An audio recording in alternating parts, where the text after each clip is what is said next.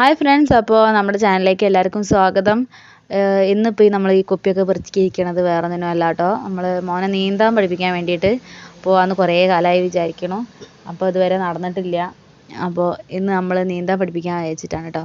അപ്പോൾ നീന്താൻ എന്തിനാ കുപ്പി നിങ്ങൾ വിചാരിക്കുന്നുണ്ടാവും. അപ്പോൾ അത് വേറൊന്നുമല്ല, ഞാൻ ഇൻസ്റ്റാഗ്രാമിൽ ഒരു വീഡിയോ ഇങ്ങനെ കണ്ടായിരുന്നു. നമ്മൾ വെള്ളപ്പൊക്കത്തിൻ്റെ സമയത്തൊക്കെ ആൾക്കാരെ അങ്ങോട്ടും ഇങ്ങോട്ടൊക്കെ രക്ഷിക്കാൻ വേണ്ടിയിട്ടേ കുപ്പികളിങ്ങനെ നിരത്തി വെച്ചിട്ട് അത് നമ്മുടെ മേൽ കെട്ടി വെച്ചിട്ട് കൊണ്ടുപോകുന്നത് വെള്ളത്തിലൂടെ. അപ്പോൾ വെള്ളത്തിൽ മുങ്ങില്ല, അങ്ങനെ പൊങ്ങി കിടക്കും.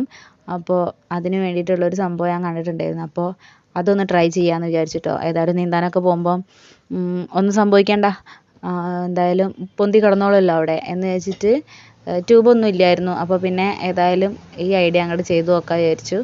അപ്പോൾ ഞങ്ങളിങ്ങനെ എങ്ങനെ ചെയ്യണം എന്നുള്ള ആ ഒരു ഇതിലങ്ങനെ ഇരിക്കുകയാണ് കേട്ടോ. അപ്പോൾ ഏറെക്കുറെ ഞങ്ങളെക്കൊണ്ട് പറ്റുന്ന രീതിയിലൊക്കെ നോക്കുന്നുണ്ട്. അപ്പോൾ അത് ചെയ്തുകൊണ്ട് നിൽക്കുകയാണ്.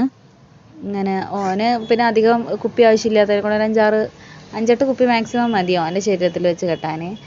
അപ്പോൾ തോനെ വേണമെന്നില്ല, ഒരു 4-6 കുപ്പി ഉണ്ടെങ്കിലും വലിയൊരാൾക്കാർക്കാണെങ്കിലും സാധിക്കാവുന്നതാണ്.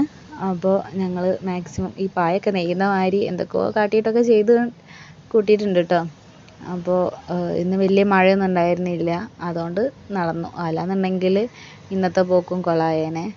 അപ്പോൾ ഇവിടെ ഏകദേശമൊക്കെ സെറ്റായിട്ടുണ്ട്. അപ്പോൾ നമ്മൾ ഓരോന്ന് കെട്ടുമ്പം ഇപ്പുറത്ത് കൂടെ കഴിഞ്ഞു പോകുന്നുണ്ടായിരുന്നു കേട്ടോ. അപ്പോൾ ഞങ്ങളിനി പണി പാളുമോ എന്നൊക്കെ വിചാരിച്ച്, എന്നാലും കുഴപ്പമില്ല, ഏകദേശം സെറ്റായി. അപ്പോൾ ഞങ്ങൾ കുളത്തിലെത്തി. അപ്പോൾ ഗേറ്റ് പൂട്ടി കിടക്കുകയായിരുന്നു കേട്ടോ. പക്ഷേ ഞങ്ങൾ എന്താ പറയുക, കുഴപ്പമില്ല, ഗേറ്റ് പൂട്ടിയാലും കുഴപ്പമൊന്നുമില്ല. ഞങ്ങൾ അങ്ങോട്ട് മതിൽ ചാടാൻ വിചാരിച്ചു. അന്തസ്സായിട്ട് മതിൽ ചാടിയിട്ട് ഞങ്ങൾ കുളത്തിലെത്തി കേട്ടോ. അങ്ങനെ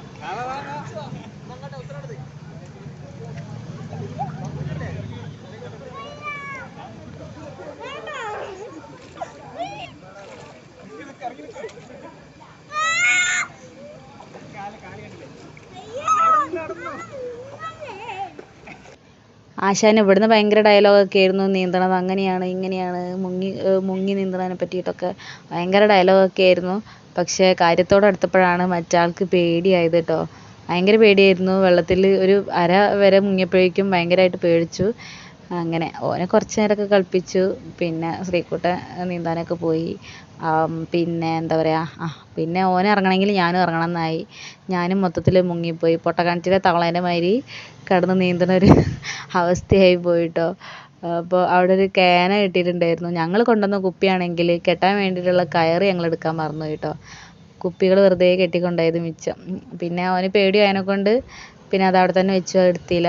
അപ്പോൾ ഓന് വേണ്ടിയിട്ട് ഞാനും മൊത്തത്തിൽ മുങ്ങേണ്ട ഒരു അവസ്ഥയായി. പിന്നെ കുഴപ്പമില്ല, ഞാനും ഒരുപാട് കാലമായി ഇങ്ങനെ കുളത്തിലൊക്കെ കളിച്ചിട്ടൊക്കെ. അപ്പോൾ കുട്ടിക്കാലത്തൊക്കെ ഒരുപാട് കുളത്തിലൊക്കെ പോയിട്ടും തുണി അലക്കാനൊക്കെ പോവും, അങ്ങനെയൊക്കെ ഉണ്ടായിരുന്നു.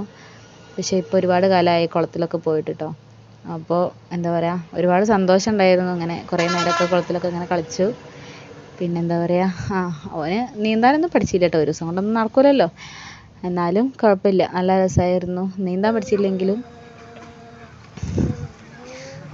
ഓന് പിന്നെ കുറേ കഴിഞ്ഞപ്പോൾ വിറയലൊക്കെ തുടങ്ങി കേട്ടോ.